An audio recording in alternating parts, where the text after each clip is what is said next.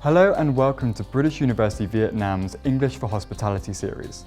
During this 4-part course, you'll be learning various aspects and components of the English language to use in various roles in the hospitality industry. Each video will focus on a particular theme which you can use in the multiple scenarios you find in the hotel.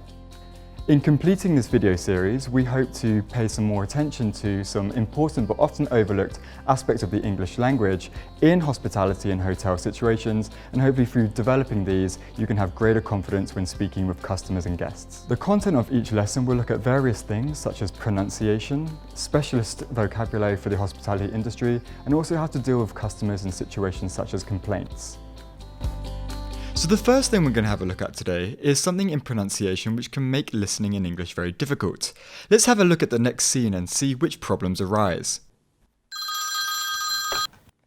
Hello, BUV Hotel Front Desk. How can I help?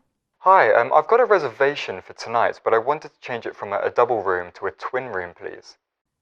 Sure. Let me have a look at your reservations. What's your last name, please? Sure, it's Bemang. Pemang? Bemang. P-E... No, B-E-M-A-N-G. N-A-N-G. M-A-N-G. So as you saw in our first clip, pronunciation of words and spelling of letters in English can actually be surprisingly tricky. And as a result, incorrect information can be taken down and errors can be made.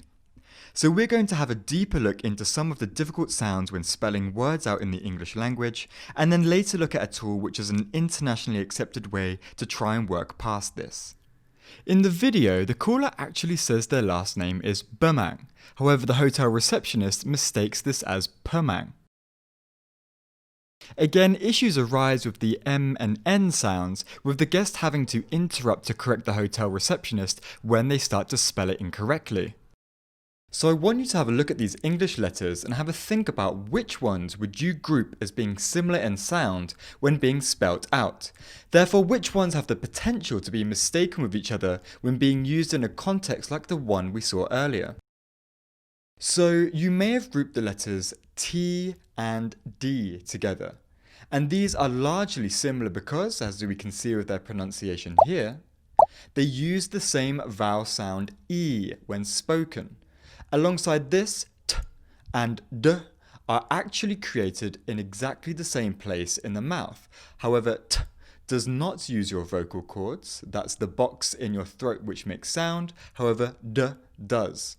You can test this by putting your hand on your throat, making the sounds and seeing which one vibrates. T doesn't vibrate, but D does. P and B also have the same issue, where P is unvoiced and B is voiced. Again, they also use that E vowel in the pronunciation of the spelling. G and J are slightly different, as although they have different vowel sounds, they both have the same initial sound J. F and S are opposite. They have different final sounds F and S, but the same initial vowel sound E. And as we've seen, M and N can be difficult, especially over the phone, as they're effectively the same sound, but M uses the closing of the lips, and N uses the top of the tongue on the mouth. Both sounds are what we call nasals. Try and make these sounds and then pinch your nose. It's impossible, right? This shows that the sounds that they use come from the nasal passage for the release of the sound. So how do we get around this? Well, there is one tool which is internationally recognized and frequently used in settings where spelling out a name or word can be tricky, particularly over the phone.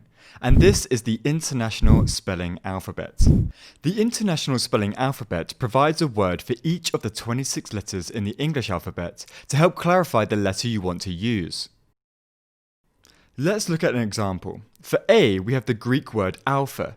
So spelling out A, we would say A for alpha.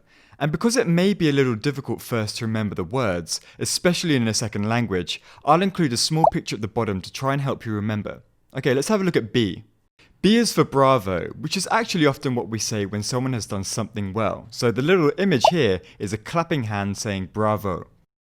C, we have Charlie. Try and think Charlie Chaplin, the famous comedian, for this one.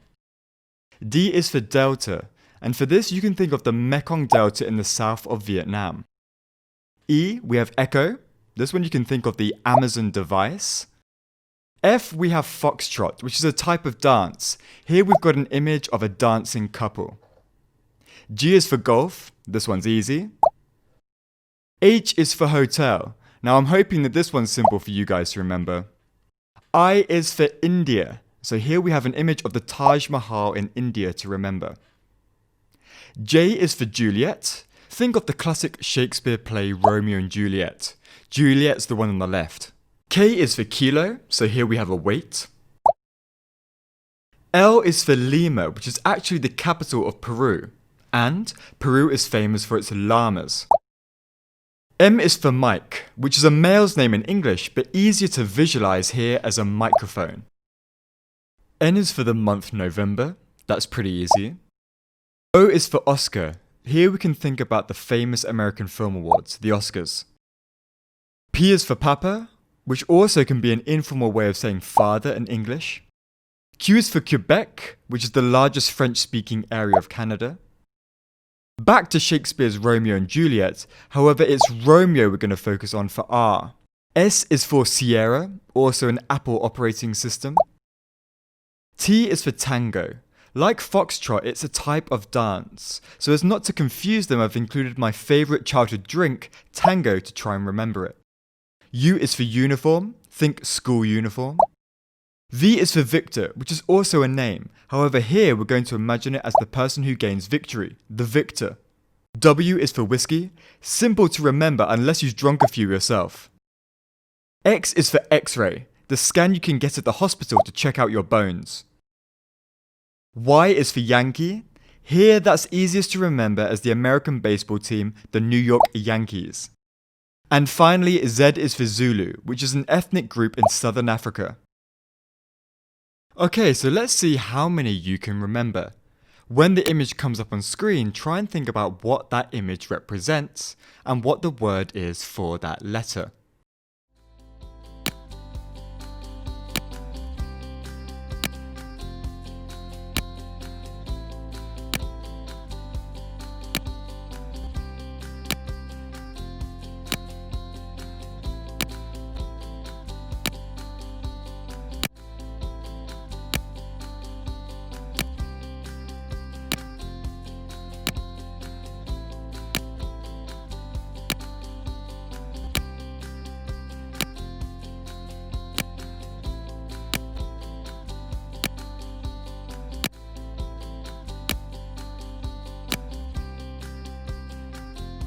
Okay, so how many could you remember?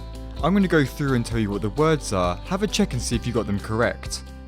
A for Alpha, B for Bravo, C for Charlie, D for Delta, E for Echo, F for Foxtrot, G for Golf, H for Hotel, I for India, J for Juliet, K for Kilo, L for Lima, M for Mike, N for November, O for Oscar, P for Papa,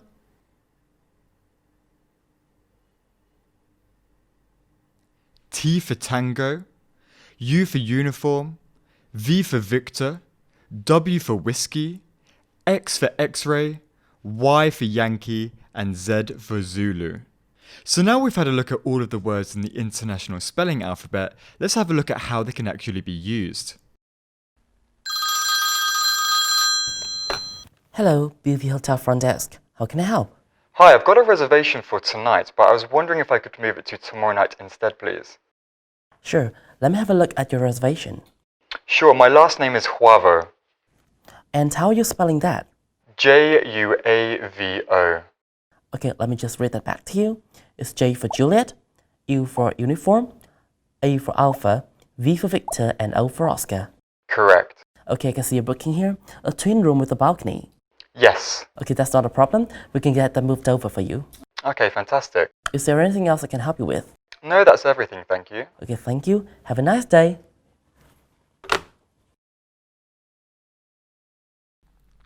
So for the second part of today's video, we're going to have a look at something called intonation and how and when we should use it to make our speech as clear as possible. Intonation is effectively when our voice rises or falls during speaking. In this lesson, we'll be looking at the connection between intonation and different question types. Let's watch a scene between a receptionist and a guest.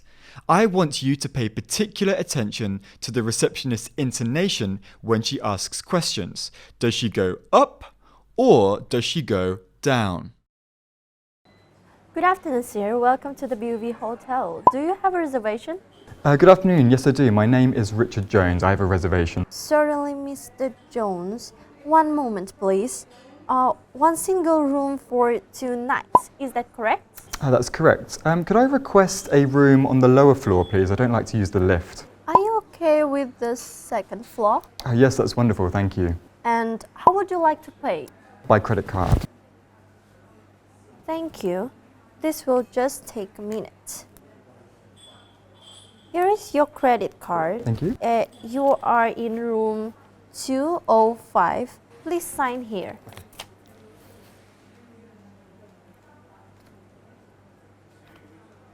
Okay, thank you. Is this your first time to Hanoi? Yes, it is. Would you like a map? Oh, yes, please. Yeah, here. Thank you. Let's have a recap of some of the questions the receptionist asked. Is that correct? Are you okay with the 2nd floor? How would you like to pay? Is this your first time to Hanoi? Now, the main reason we have a difference between going up when we ask a question and when we go down is 2 major groups of questions, either yes or no questions and WH questions.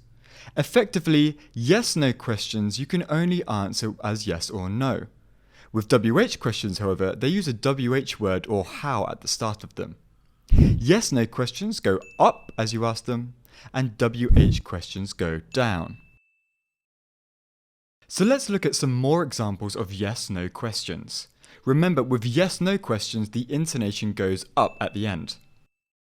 Listen to my intonation as I read them out. Is there anything else I can get you? Did you have a nice day? Have you visited Hanoi before? Would you like a map? And here are some more examples of WH questions. Remember, the intonation for these ones needs to try and go down. Where would you like to visit tomorrow? What would you like to see during your time here? When would you like your wake-up call? How would you like to pay? Okay, let's have a bit of a practice. You're going to see a question pop up on the screen. Think about whether it is a yes or no question or a WH question, and then think about whether your intonation needs to go up or down. Okay, so this is the first one. Think about the question type and whether you need to go up or down. And here's the second one. Okay, so let's have a look at the first one again.